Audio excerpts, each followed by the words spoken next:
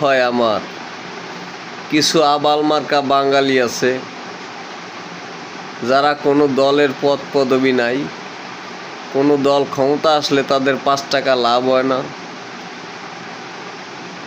কোনো ফায়দা নাই। শুধু কি এই একটু মানে আবেগ, অমুক দলের সাপোর্ট করে। এই সাপোর্ট করতে যাইয়া এই বাংলাদেশের যে স্বাধীনতার প্রতীক নৌকা আর যে স্বাধীনতার পক্ষের শক্তি, যে বাংলাদেশের পক্ষের মানুষ যারা, এই দেশটাকে যারা 15 বছর ধরে এত সুন্দর করে সাজাইছে,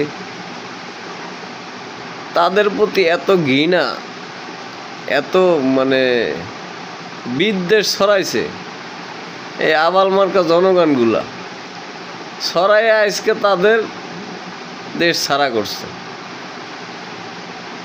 হ্যাঁ রে আবালরা, এখন বুঝবি এই দেশের কি পরিণতি হয় আর তোদের কি অবস্থা হয়, এখন বুঝবি।